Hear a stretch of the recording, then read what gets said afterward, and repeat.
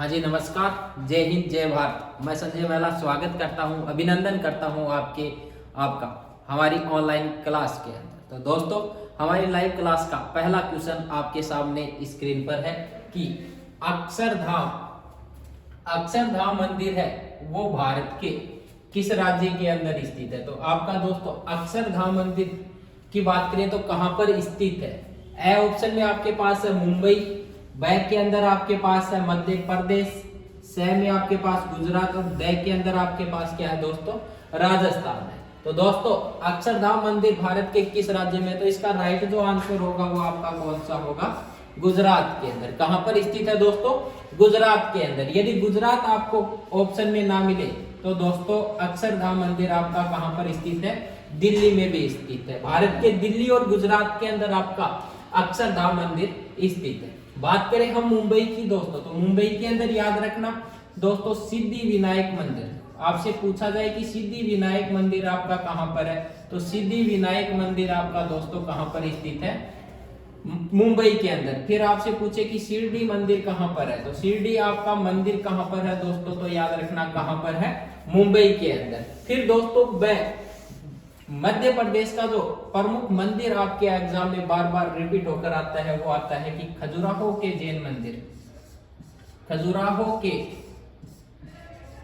जैन मंदिर कहां पर स्थित है, तो खजुराहो के जैन मंदिर कहां पर स्थित है, तो दोस्तों याद रखना कहां पर स्थित है, मध्य प्रदेश के अंदर।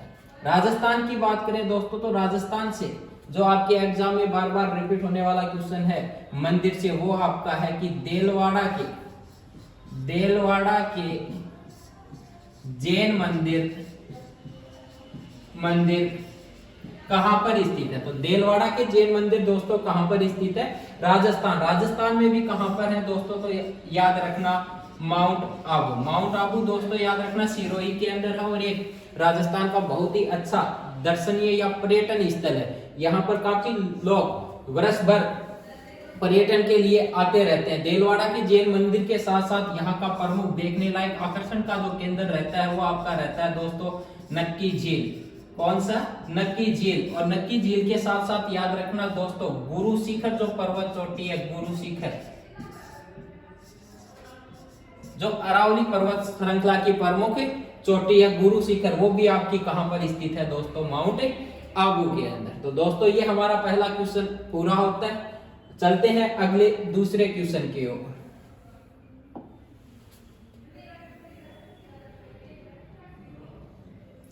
यह रहा दूसरा क्वेश्चन दोस्तों आपके सामने स्क्रीन पर कि कालाहारी मरुस्थल, क्या पूछा है दोस्तों, कालाहारी मरुस्थल कहां पर स्थित है। तो कालाहारी मरुस्थल की बात करें तो दोस्तों ए ऑप्शन में आपको दिया हुआ है दक्षिण अफ्रीका, ब में दिया हुआ है अफ्रीका, स ऑप्शन में आपके पास दिया हुआ है अफ्रीका और द में दिया हुआ है पश्चिमी अफ्रीका। दोस्तों ये तो सबको पता है कि कालाहारी मरुस्थल आपका कहां पर है, अफ्रीका।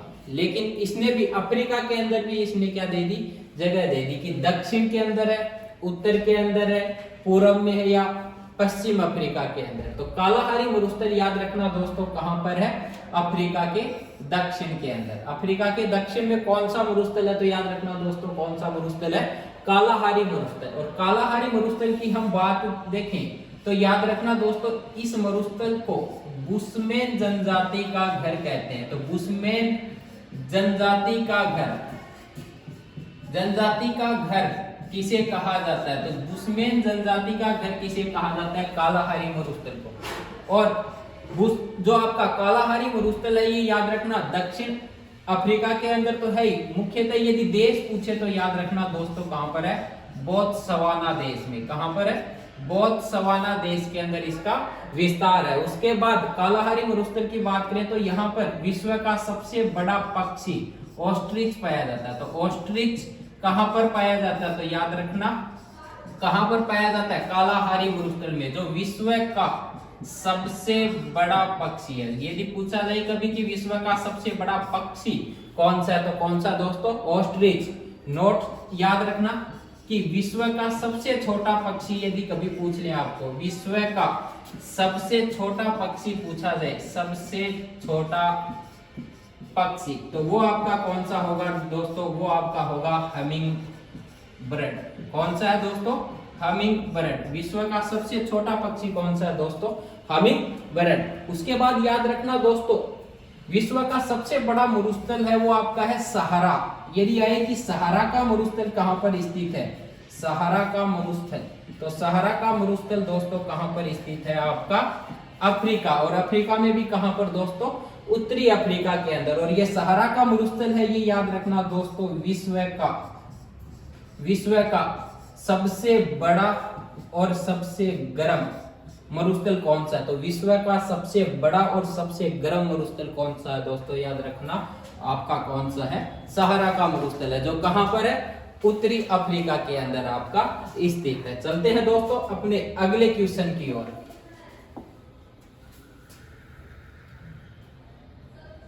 हमारा अगला क्वेश्चन है वो आपके सामने स्क्रीन पर है कि भारत की सबसे बड़ी कृषि नहर परियोजना। दोस्तों क्वेश्चन क्या है आपका कि भारत की सबसे बड़ी कृषि नहर परियोजना कौन सी है? आपके सामने ऑप्शन है, ए ऑप्शन में है दामोदर नदी घाटी परियोजना।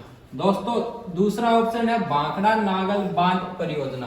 दूसरा ऑप्शन आपके सामने है भाखड़ा नागल बांध परियोजना। उसके बाद आपके सामने ऑप्शन है इंदिरा गांधी नहर परियोजना। तीसरा ऑप्शन आपके सामने इंदिरा गांधी नहर परियोजना।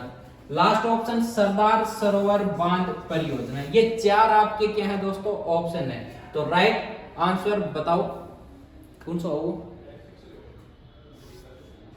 पहलो बताओ भाई, थे बताओ। तीसरा ना पहलो बताओ। तो याद रखना सही आंसर कौन सा होगा?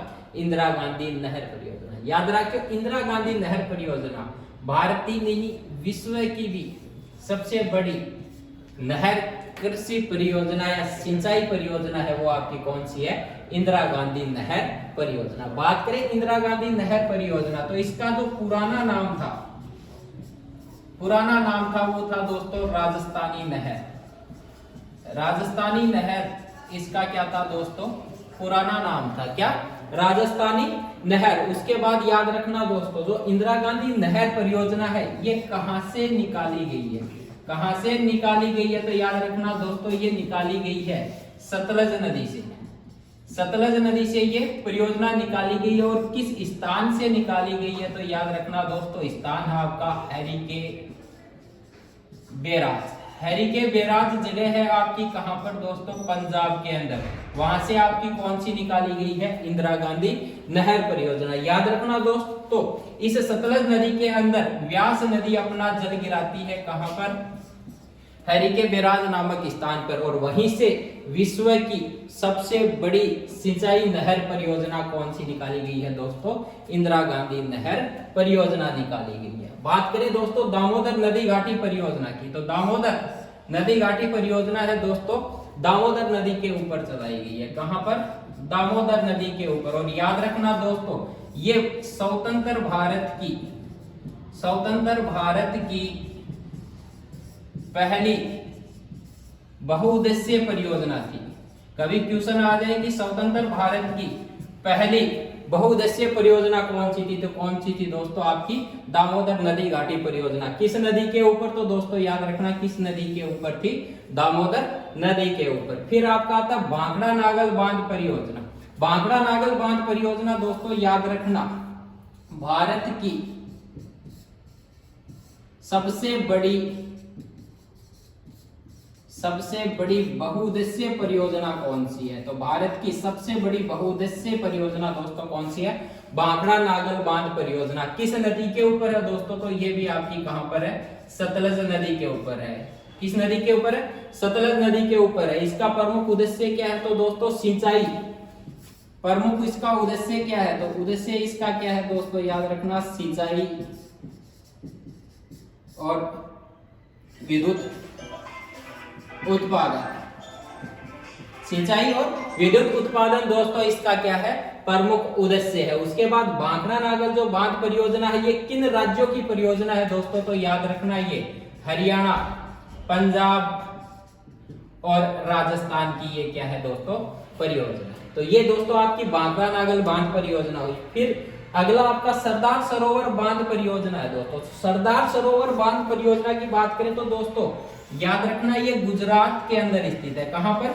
गुजरात के अंदर। किस नदी के ऊपर है? तो दोस्तों ये है नर्मदा नदी पर। और सरदार सरोवर जो बांध परियोजना है दोस्तों, ये 4 राज्यों की परियोजना है। 4 राज्यों की ये संयुक्त परियोजना है, जिसमें दोस्तों आपका राजस्थान, मध्य प्रदेश, महाराष्ट्र और गुजरात।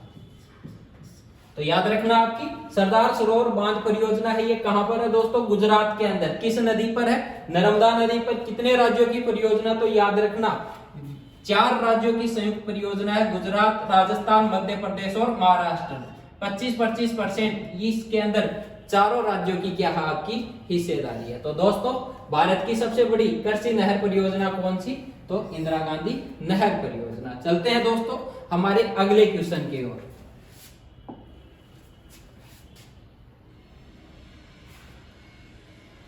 ये रहा आपके सामने अगला क्वेश्चन कि भारत में सर्वाधिक जनसंख्या वाला राज्य कौन सा है? तो दोस्तों क्वेश्चन क्या पूछा है? सर्वाधिक जनसंख्या वाला राज्य कौन सा है? तो यहां पर किसकी बात कर रहा है? जनसंख्या की बात कर रहा है। अपने पास ऑप्शन में क्या है? राजस्थान, उत्तर प्रदेश, गोवा और सिक्किम। तो दोस्तों इसका जो राइट आंसर होगा कि भारत में सर्वाधिक जनसंख्या वाला राज्य कौन सा है? तो सर्वाधिक जनसंख्या वाला राज्य कौन सा है दोस्तों?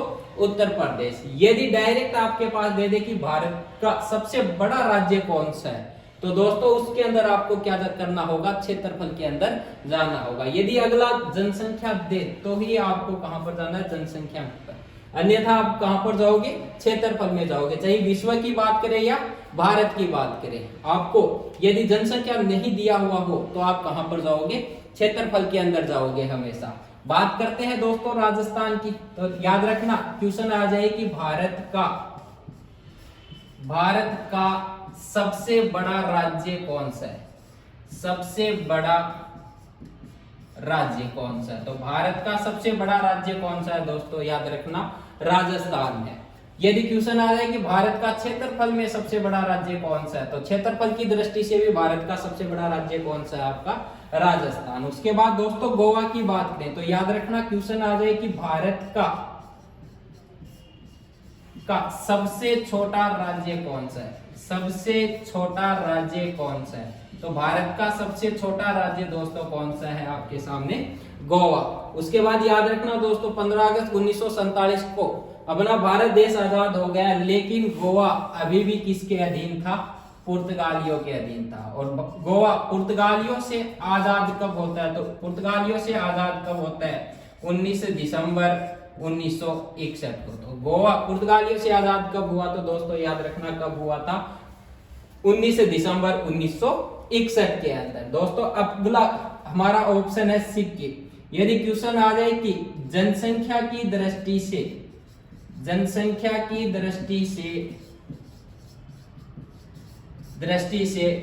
भारत का सबसे छोटा राज्य कौन सा है? तो हमारा सबसे छोटा राज्य जनसंख्या की दृष्टि से कौन सा है दोस्तों? सिक्किम। इस बार दोस्तों सिक्किम से क्वेश्चन आया था और सिक्किम की भाषा पूछ ली गई थी। तो याद रखना सिक्किमी और लेप्चा यहां की प्रमुख क्या है? भाषा। तो याद रखना यदि पूछे कि जनसंख्या की दृष्टि से भारत का सबसे छोटा राज्य कौन सा है, तो दोस्तों कौन सा होगा? आपका सिक्किम होगा। प्रमुख भाषा कौन सी है? तो सिक्किमी और लेप्चा यहाँ की प्रमुख क्या है? आपकी भाषा है। ये दोस्तों हमारा 4 नंबर का क्वेश्चन पूरा हुआ। अगले क्वेश्चन की ओर चलते हैं दोस्तों।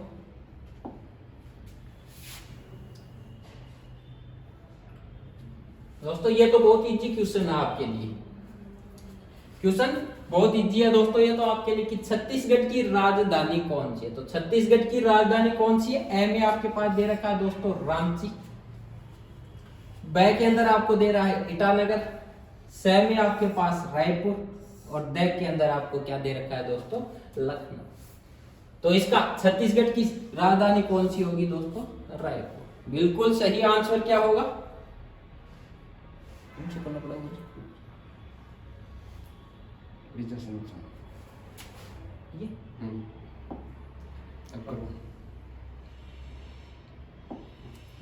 तो छत्तीसगढ़ की राजधानी दोस्तों कौन सी?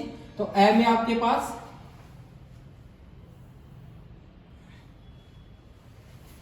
ए के अंदर आपके पास कौन सा है दोस्तों? रांची। बै के अंदर आपके पास है ईटानगर। स में रायपुर। द के अंदर आपके पास कौन सा? लखनऊ। तो इसका जो राइट आंसर होगा वो कौन सा होगा दोस्तों? आपका रायपुर। कौन सा होगा दोस्तों? रायपुर। रांची की बात करें तो याद रखना दोस्तों, झारखंड की राजधानी कौन सी है? तो याद रखना कौन सी है आपकी? रांची। फिर याद रखना अरुणाचल प्रदेश की बात करें, अरुणाचल प्रदेश की बात करें दोस्तों तो वहां की राजधानी कौन सी होगी? आपकी ईटानगर। लखनऊ बात करें तो उत्तर प्रदेश की किस नदी के ऊपर है? तो याद रखना दोस्तों गोमती नदी के ऊपर स्थित है। किस नदी के ऊपर स्थित है दोस्तों? तो गोमती नदी के ऊपर स्थित है। इसमें ज्यादा टाइम नहीं लेंगे, इस क्वेश्चन में बिल्कुल इजी है। छत्तीसगढ़ की राजधानी रायपुर, झारखंड की कौन सी? रांची, अरुणाचल प्रदेश की कौन सी? ईटानगर, और उसके बाद यूपी की राजधानी कौन सी है? लखनऊ। किस नदी के ऊपर स्थित है? गोमती। लखनऊ के साथ साथ जौनपुर शहर भी किस नदी के ऊपर है? तो याद रखना दोस्तों जौनपुर शहर भी आपका किस नदी के ऊपर स्थित है? याद रखना गोमती नदी के ऊपर स्थित है। चलते हैं हम दोस्तों हमारे अगले क्वेश्चन की ओर।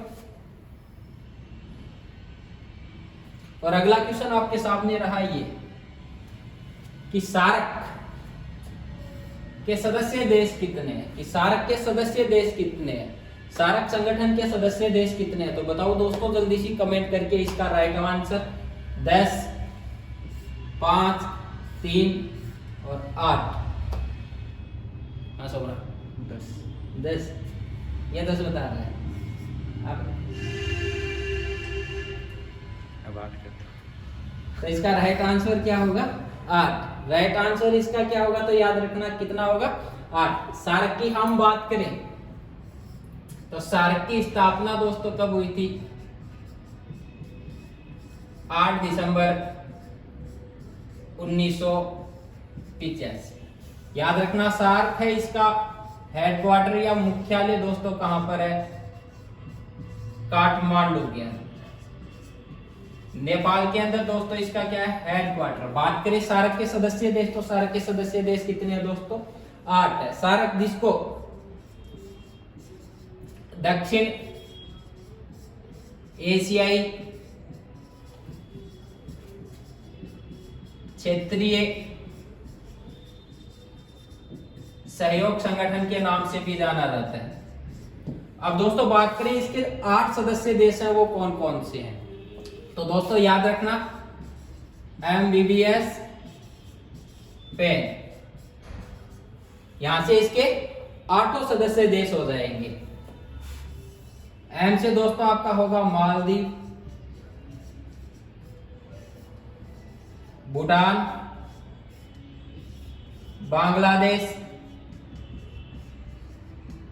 ऐसे आपका दोस्तों होगा श्रीलंका।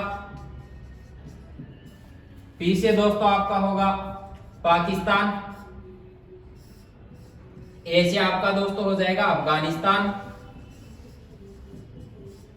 आई से आपका इंडिया अपना भारत, और एन से दोस्तों आपका क्या हो जाएगा? नेपाल। तो दोस्तों ये सार्क के 8 सदस्य देश हो गए। क्वेश्चन आता है निम्न में से सार्क का सदस्य देश कौन सा नहीं है? तो दोस्तों हमेशा याद रखना भारत के पड़ोसी देशों के अंदर चीन और म्यांमार के इसके सदस्य देश नहीं है। सार्क के सदस्य देशों में डायरेक्ट क्वेश्चन आता है कि निम्न में से सार्क का सदस्य देश नहीं है, तो ये दोनों याद रखना, चीन और म्यांमार दोनों याद रखना दोस्तों।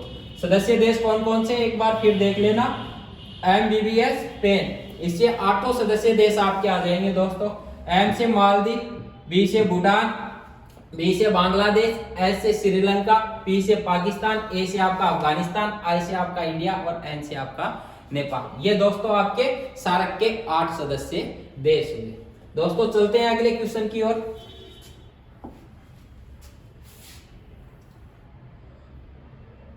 ये रहा दोस्तों आपके सामने हमारा अगला क्वेश्चन कि भारत का राष्ट्रीय संग्रहालय कहां पर स्थित है? भारत का राष्ट्रीय संग्रहालय कहां पर स्थित है? आपके सामने ऑप्शन है दिल्ली, देहरादून, स के अंदर आपको दे रखा है कलकत्ता, और द के अंदर आपके पास है दोस्तों शिमला।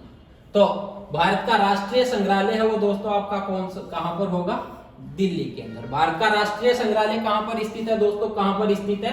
दिल्ली के अंदर स्थित है। उसके बाद याद रखना इसकी स्थापना कब हुई थी दोस्तों? तो स्थापना कब हुई थी? 15 अगस्त 1949 को इसकी स्थापना हुई थी। उद्घाटन इसका किसके द्वारा किया गया था? तो स्वतंत्र भारत के एकमात्र भारतीय गवर्नर जनरल सी राजगोपालाचारी। उद्घाटन किसके द्वारा किया जाएगा? चक्रवर्ती राजगोपालाचारी के द्वारा इसका उद्घाटन किया जाएगा। स्थापना कब हुई थी दोस्तों? 15 अगस्त 1949 को। रह जाएगा याद कि भारत का राष्ट्रीय संग्रहालय कहां पर है? तो कहां पर है दोस्तों? दिल्ली के अंदर। बात करें देहरादून के अंदर तो याद रखना भारतीय वन अनुसंधान केंद्र कहां पर है? भारतीय वन अनुसंधान केंद्र कहां पर स्थित है? तो कहां पर स्थित है दोस्तों? देहरादून के अंदर। बात करें कलकत्ता की तो याद रखना दोस्तों भारतीय वनस्पति सर्वेक्षण विभाग कहां पर स्थित है? तो कहां पर स्थित है दोस्तों? कलकत्ता के अंदर। भारतीय पुरातात्विक सर्वेक्षण विभाग भी आपका कहां पर स्थित है दोस्तों? कहां पर है? कलकत्ता के अंदर दोस्तों स्थित है। उसके बाद चलते हैं दोस्तों हमारे अगले क्वेश्चन की ओर। ये रहा हमारा अगला 8वां क्वेश्चन कि कंप्यूटर का आविष्कार किसने किया था दोस्तों? क्वेश्चन क्या है कि कंप्यूटर का आविष्कार किसने किया? ए के अंदर दोस्तों आपके पास गैलीलियो, ब में चार्ल्स बेबेज, स में रदरफोर्ड और द के अंदर मैकमिलन। ये 4 ऑप्शन आपके सामने। जल्दी से कमेंट करके बताओ राइट आंसर आपका क्या होगा?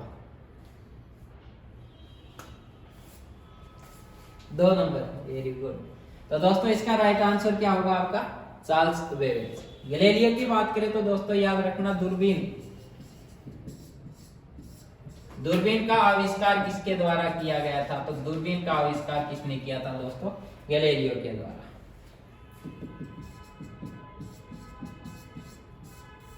प्रोटॉन की खोज याद रखना किसके द्वारा? रदरफोर्ड। क्वेश्चन आ जाए कि साइकिल का आविष्कार किसके द्वारा किया गया? तो दोस्तों वहां पर आपका राइट आंसर क्या होगा? मैकमिलन। ये डायरेक्ट क्वेश्चन आते हैं कि साइकिल का आविष्कार किसने किया? मैकमिलन। फिर कंप्यूटर का आविष्कार चार्ल्स बेबेज, दूरबीन का आविष्कार कौन था? तो याद रखना दोस्तों कौन था? गैलीलियो था। चलते हैं दोस्तों नॉर्मल क्वेश्चन है ये, इस पर ज्यादा टाइम नहीं लेंगे। अगला क्वेश्चन के ऊपर चलते हैं।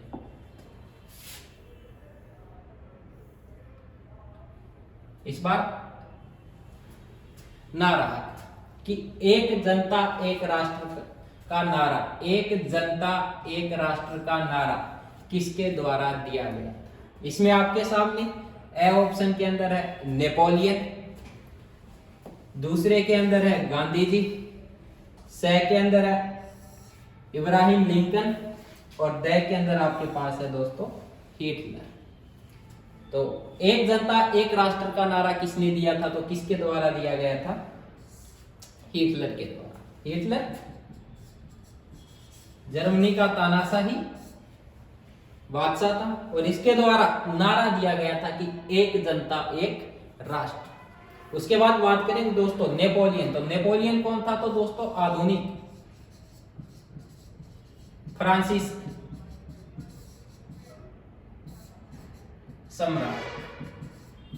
बात करें नेपोलियन की तो नेपोलियन के द्वारा जो नारे दिए गए थे वो थे दोस्तों, इसके नारे या वचन थे कि असंभव शब्द मूर्खों के शब्दकोश में होता है। इसने कहा था कि असंभव शब्द है वो किसके शब्दकोश में होता है? मूर्खों के शब्दकोश में होता है। इसका दूसरा नारा था दोस्तों कि तुम मुझे अच्छी माताएं दो, मैं तुम्हें अच्छा राष्ट्र दूंगा।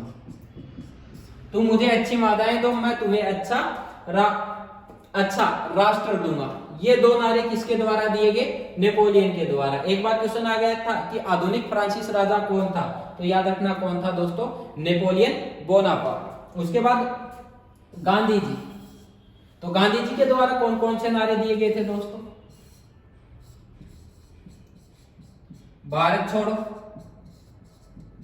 जो भारत छोड़ो आंदोलन के समय 1942 में दिया गया।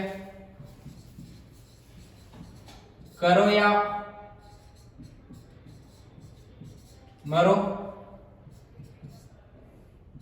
चलो दिल्ली, ये नारे किसके द्वारा दिए गए थे दोस्तों? तो ये किसके द्वारा? गांधी जी के द्वारा। इब्राहिम लिंकन दोस्तों यूएसए प्रेसिडेंट, यूएसए के 15वें नंबर के प्रेसिडेंट कौन? इब्राहिम लिंकन। याद रखना दोस्तों, अपनी जिंदगी में इन्होंने जितने भी चुनाव लड़े थे सबके सब चुनाव के अंदर इनकी हार हुई थी। लास्ट में जो राष्ट्रपति का चुनाव है वो राष्ट्रपति का चुनाव दोस्तों इन्होंने जीता था। इसलिए उन्होंने कहा था कि आदमी को दौड़ना चाहिए, यदि दौड़ा नहीं जाए तो घसीटते हुए चलो, और घसीटते हुए भी नहीं तो रेंगते हुए चलो, लेकिन आदमी को अपने जीवन में कभी हार नहीं माननी चाहिए। और ये हार न मानने की वजह ही आज मेरे को यूएसए का क्या बनाती है? प्रेसिडेंट बनाती है। और इसको यूएसए का प्रेसिडेंट बना था, इसने कहा था एक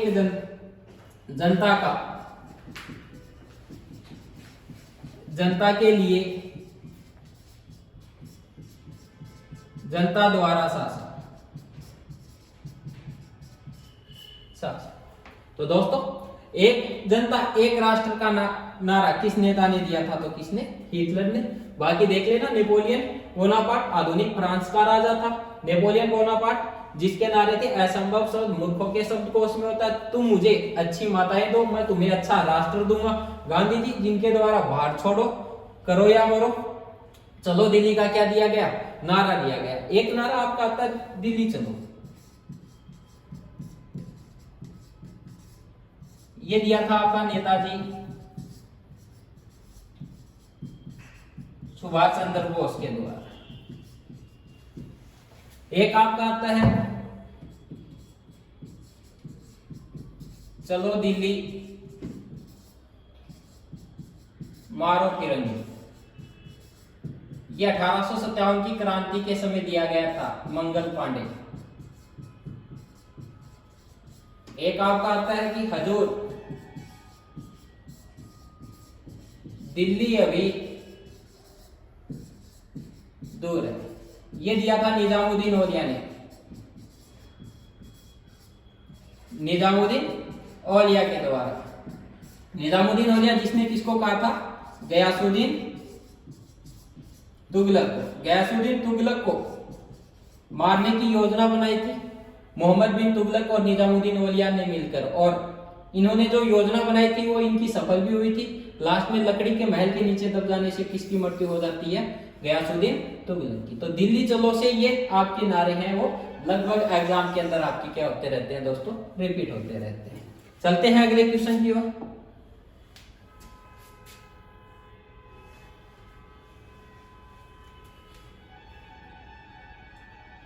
ये रहा दोस्तों अगला क्वेश्चन आपके सामने कि मछली पालन को क्या कहा जाता है? तो मछली पालन को क्या कहा जाता है? करो जल्दी सी कमेंट। हाँ जी मीना जी, क्या कहा जाता है? ए ऑप्शन में आपके पास है एपीकल्चर, ब में वर्मी कल्चर, स में सेरिकल्चर और द के अंदर आपका पिसिकल्चर। तो दोस्तों इसका जो राइट आंसर होगा आपका क्या होगा? पिसिकल्चर। कि मछली पालन को क्या कहा जाता है? तो दोस्तों याद रखना पिसिकल्चर। एपीकल्चर की बात करें तो दोस्तों याद रखना मधुमक्खी पालन। पालन आपका क्या कहलाता है? तो दोस्तों क्या कहलाता है? एपीकल्चर। फिर याद रखना केंचुआ पालन। पालन आपका क्या कहलाता है दोस्तों? तो आपका वर्मी कल्चर। फिर आपका याद रखना रेशम उत्पादन आपका क्या कहलाता है दोस्तों? तो वो क्या कहलाता है आपका? सेरिकल्चर कहलाता है। याद रख लेना कि एपीकल्चर मधुमक्खी पालन, वर्मी कल्चर केंचुआ पालन, सेरिकल्चर किसे कहते हैं? रेशम उत्पादन को। और मछली पालन को क्या कहा जाता है दोस्तों? पीसी कल्चर कहा जाता है। ये आपकी क्या है दोस्तों? कृषि क्रांतियां हैं। फिर अगले क्वेश्चन के ऊपर चलते हैं। अगला क्वेश्चन रहा दोस्तों ये कि सांची का स्तूप किसने बनवाया था? सांची का स्तूप किसने बनवाया था? ए ऑप्शन में महात्मा बुद्ध, ब के अंदर आपके पास है चंद्रगुप्त द्वितीय, स के अंदर है सम्राट अशोक और द के अंदर आपका है कुतुबुद्दीन ऐबक। तो सांची का स्तूप है वो किसके द्वारा बनवाया गया था दोस्तों? तो किसके द्वारा बनवाया गया था? सम्राट अशोक के द्वारा। और सांची का जो स्तूप है वो कहां पर है दोस्तों? मध्य प्रदेश के अंदर। बात करें गौतम बुद्ध या महात्मा बुद्ध, तो बौद्ध धर्म के संस्थापक कौन थे? तो बौद्ध धर्म के संस्थापक कौन थे आपके? महात्मा बुद्ध या गौतम बुद्ध। चंद्रगुप्त द्वितीय की बात करें तो याद रखना दोस्तों, इन्होंने दिल्ली के अंदर महारौली के लोहे स्तंभ का निर्माण करवाया। तो दिल्ली में महारौली के लोहे स्तंभ का निर्माण किसने करवाया था? तो दोस्तों किसके द्वारा करवाया गया था? चंद्रगुप्त द्वितीय। बात करें कुतुबुद्दीन ऐबक की, तो कुतुबुद्दीन ऐबक दोस्तों दिल्ली सल्तनत या गुलाम वंश के संस्थापक कौन थे? तो कुतुबुद्दीन ऐबक। और कुतुबुद्दीन ऐबक के द्वारा किसकी स्थापना की गई थी? तो दोस्तों याद रखना, कुवैत उल इस्लाम मस्जिद। फिर दोस्तों क्वेश्चन आता है कि कुतुब मीनार किसने बनवाई? तो कुतुब मीनार किसके द्वारा बनवाई गई दोस्तों? कुतुबुद्दीन ऐबक। उसके बाद क्वेश्चन आता है कि 2.5 दिन का झोपड़ा किसने बनवाया? तो 2.5 दिन का झोपड़ा जो कहां पर स्थित है? अजमेर राजस्थान के अंदर स्थित है दोस्तों। अजमेर राजस्थान के अंदर आपका 2.5 दिन का झोपड़ा है वो किसने बनवाया था?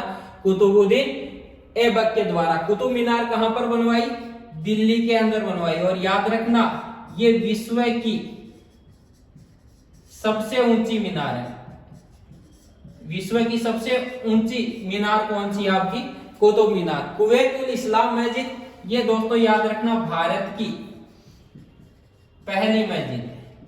पृथ्वीराज चौहान के द्वारा पिथौरागढ़ दुर्ग बनवाया गया। उस दुर्ग को तुड़वाकर कुवैत उल इस्लाम मस्जिद का निर्माण किसने करवाया था? कुतुबुद्दीन ऐबक के द्वारा करवाया गया था। उसके बाद 2.5 दिन का झोपड़ा ये अजमेर के अंदर स्थित है। ये राजस्थान की पहली मस्जिद थी। यहाँ पर पहले सरस्वती कंठामरण संस्कृत पाठशाला थी जिसका निर्माण विग्रहराज चतुर्थ के द्वारा करवाया गया था। और इसको तुड़वाकर इन्होंने क्या करवाया था? 2.5 दिन का झोपड़ा बनवाया था। कुतुब मीनार से एक क्वेश्चन आता है कि इसका निर्माण कार्य पूर्ण किसने करवाया था? तो याद रखना कुतुबुद्दीन ऐबक का दामाद था कौन? इल्तुतमिश। इल्तुतमिश के द्वारा इसका निर्माण कार्य क्या किया गया था? पूर्ण करवाया गया था। कब दोस्तों? 1227 के अंदर इसका निर्माण कार्य पूर्ण किसने करवाया था? कुतुबुद्दीन ऐबक के दामाद इल्तुतमिश के द्वारा करवाया गया। तो दोस्तों ये हमारा 11 नंबर का क्वेश्चन पूरा होता है। चलते हैं अगले क्वेश्चन की ओर।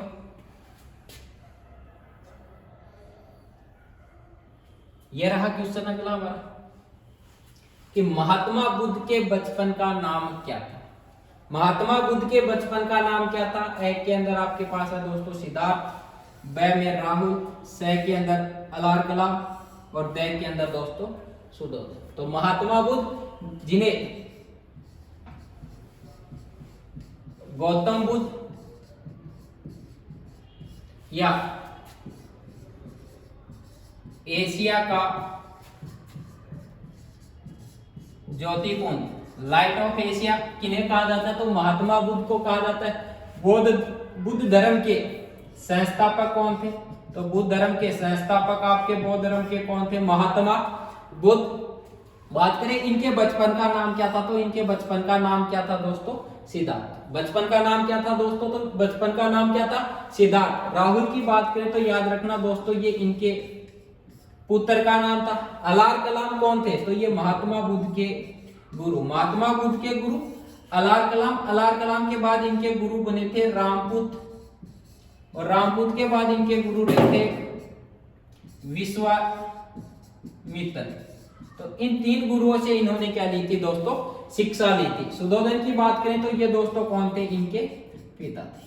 सुधोधन महात्मा बुद्ध के पिता का नाम। तो दोस्तों महात्मा बुद्ध के बचपन का नाम क्या हो जाएगा, सिद्धार्थ। क्वेश्चन आया कि बौद्ध धर्म का संस्थापक कौन था, तो महात्मा बुद्ध या गौतम बुद्ध। एशिया का ज्योतिपुंज किसे कहा जाता है, महात्मा बुद्ध को। महात्मा बुद्ध के पुत्र का नाम क्या था, राहुल था। महात्मा बुद्ध के गुरु का नाम क्या था, अलार कलाम, रामपूत या विश्वामित्र। जो भी ऑप्शन में मिले वो आपका क्या होगा, सही होगा। महात्मा बुद्ध के पिता का नाम क्या था, तो दोस्तों पिता का नाम क्या था, सुधोधन। तो ये क्वेश्चन हमारा 12 नंबर का पूरा होता है दोस्तों। चलते हैं अगले क्वेश्चन की ओर।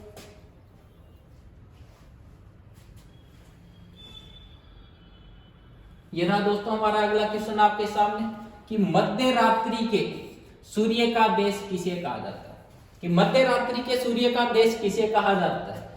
ए ऑप्शन में आपके पास नॉर्वे, बे के अंदर आपके पास है दोस्तों जापान, से के अंदर आपके पास है थाईलैंड, और दे के अंदर आपके पास है ब्राजील। तो जल्दी से कमेंट करके बताओ कौन सा होगा, एक होगा। Very good. तो सही आंसर इसका क्या हो जाएगा दोस्तों, नॉर्वे। बात करें जापान की तो दोस्तों याद रखना, भूकंपों का देश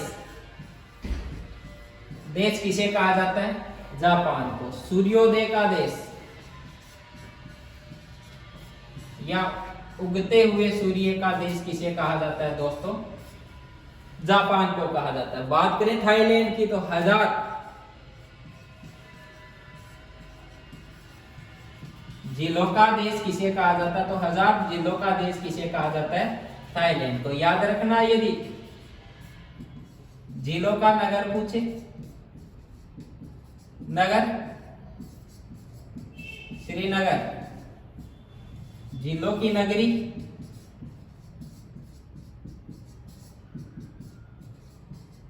उदयपुर, जिलों की नगरी उदयपुर। बात करें ब्राजील की दोस्तों तो ब्राजील को सांपों का देश कहा जाता है, सांपों का देश, क्योंकि ब्राजील में प्रवाहित होने वाली मुख्यतः नदी कौन सी है आपकी, अमेजन। और अमेजन नदी के अंदर आपके एनाकोंडा सर्प पाए जाते हैं, इसलिए याद रखना ब्राजील को क्या कहा जाता है, सांपों का देश कहा जाता है। रह जाएगा याद कि नॉर्वे मध्य रात्रि के सूर्य का देश कहा जाता है, भूकंपों का देश या सूर्योदय या उगते हुए सूर्य का देश किसे कहा जाता है, जापान का। याद रखना यदि आ जाए कि सूर्यास्त का देश,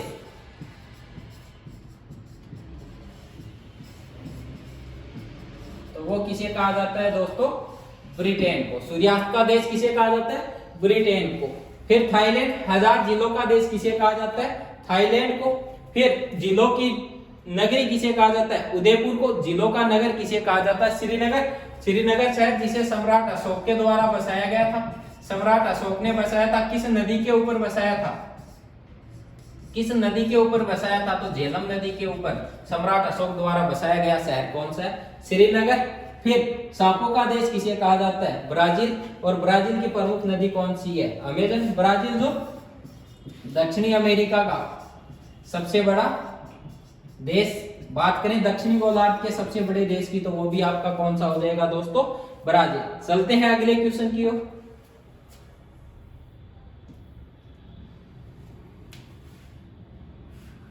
ये रहा क्वेश्चन 14 कि दिलीप ट्रॉफी का संबंध किस खेल से है। दिलीप ट्रॉफी का संबंध किस खेल से है दोस्तों, आपके पास ऑप्शन है फुटबॉल, क्रिकेट, हॉकी और बैडमिंटन। हाँ football, very good. Dilip trophy का संबंध किससे है, तो दोस्तों याद रखना दिलीप ट्रॉफी का संबंध किससे है, क्रिकेट से। किससे है, क्रिकेट से है। याद रखना क्रिकेट से संबंधित ट्रॉफी आपसे पूछे तो याद रखना रईस, दिलीप को झांसा दे।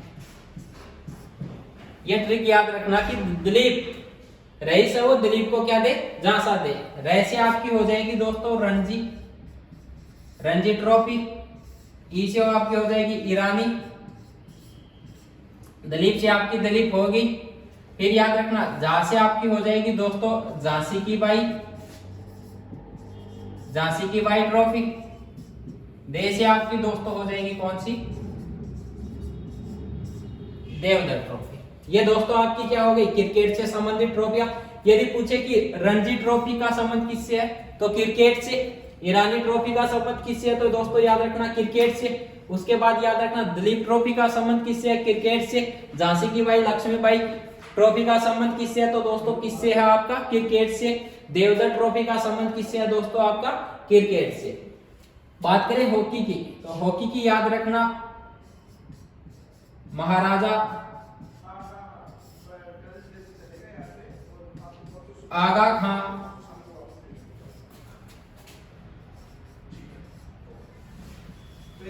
बेगम रसूल,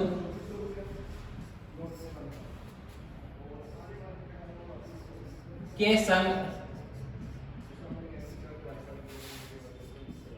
रंग बाटे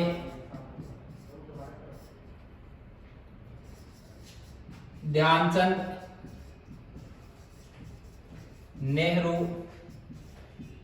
व गांधी। ये दोस्तों आपकी किससे संबंधित हो जाएंगी, हॉकी से संबंधित ट्रॉफी। महाराजा आगा खां बेगम रसूल के संग रंग बाटे ध्यानचंद, नेहरू, गांधी के। तो याद रखना महाराजा से महाराजा रणजीत सिंह, महाराजा रणजीत सिंह ट्रॉफी का संबंध किससे है तो दोस्तों हॉकी से। आगा खां कप का संबंध किससे है, हॉकी से। बेगम रसूल कप का संबंध किससे है तो किससे है दोस्तों, हॉकी से। याद रखना संघ से, याद रखना संघ से सिंधिया ट्रॉफी का संबंध किससे है आपका, हॉकी से। रंगास्वामी, रंग से आपका क्या हो जाएगा, रंगास्वामी, रंगास्वामी कप का संबंध किससे है तो दोस्तों हॉकी से। बांटे से बेटन कप का संबंध किससे है दोस्तों तो किससे है, याद रखना हॉकी से। ध्यानचंद ट्रॉफी का संबंध किससे है दोस्तों, हॉकी से। नेहरू कप का संबंध किससे है दोस्तों, हॉकी से। इंदिरा गांधी, इंदिरा गांधी गोल्ड कप का संबंध किससे है दोस्तों तो किससे है, हॉकी से। एक बार फिर देख लो, महाराजा आगा खां बेगम रसूल के संग रंग बाटे ध्यानचंद, नेहरू, गांधी। तो Maharaja Ranjit Singh trophy hockey, Aga Khan cup hockey, Begum Rasool cup hockey, Scindia cup hockey, Rangaswamy cup hockey, Beighton cup hockey, Dhyanchand trophy hockey, Nehru trophy hockey और इंदिरा गांधी गोल्ड कप आपका संबंध किससे है तो किससे है दोस्तों, हॉकी से। बैडमिंटन की बात करें तो आपके एग्जाम में दो ही क्वेश्चन आते हैं बैडमिंटन से दोस्तों। एक तो आपका आता है थॉमस कप, कि थॉमस कप का संबंध किससे है, बैडमिंटन से। एक आता है आपका उबेर कप का संबंध किससे है दोस्तों तो उबेर कप का संबंध किससे है आपका, बैडमिंटन से। तो आपकी दलीप ट्रॉफी का संबंध किस खेल से है तो किस खेल से है दोस्तों, याद रखना क्रिकेट से। बच गई फुटबॉल की ट्रॉफी, तो फुटबॉल की याद रख लेना।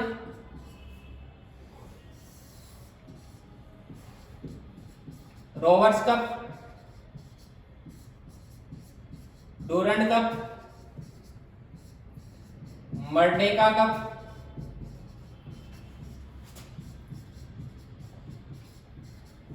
संतोष ट्रॉफी,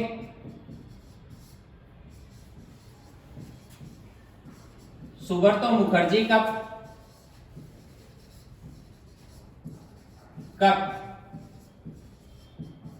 आशुतोष मुखर्जी कप का संबंध किससे है, फुटबॉल से। फुटबॉल की कौन कौन सी ट्रॉफी है, Roberts cup, Durand cup, Merdeka cup, Santosh trophy, Subroto Mukherjee cup, Ashutosh Mukherjee cup का संबंध किससे है, फुटबॉल से। एक बार क्वेश्चन आ गया था कि दिलीप बनर्जी का संबंध किससे है, तो यदि बनर्जी नाम आगे किसी भी खिलाड़ी के मिले तो उसका संबंध भी किससे होगा, फुटबॉल से। तो ये आपकी ट्रॉफियां होगी। चलते हैं दोस्तों अगले क्वेश्चन की ओर।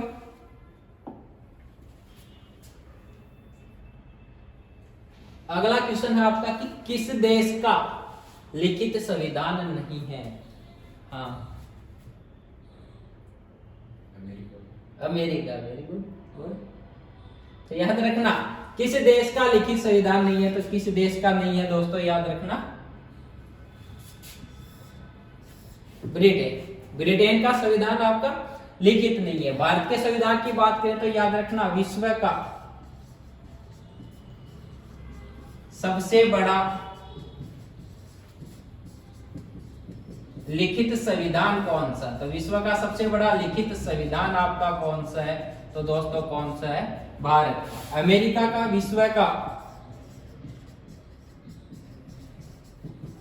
सबसे छोटा लिखित संविधान किस देश का है? तो किस देश का है दोस्तों? तो किस देश का? यूएसए का। 7 अनुच्छेद, आर्टिकल सिर्फ कितने? 7। बात करें नेपाल का, तो सबसे नया संविधान किस देश का? तो सबसे नया संविधान दोस्तों किस देश का है? नेपाल का, 2015 के अंदर। तो रह जाएगा यार कि किस देश का संविधान लिखित नहीं है, तो किस देश का नहीं है दोस्तों? ब्रिटेन का। क्वेश्चन आ जाए विश्व का सबसे बड़ा लिखित संविधान किसका है? तो किसका है? भारत का। आ जाए विश्व का सबसे छोटा लिखित संविधान किस देश का है? तो किस देश का है? अमेरिका का। आ जाए दोस्तों कि सबसे नया संविधान किस देश का है? तो आपका आंसर क्या होगा दोस्तों?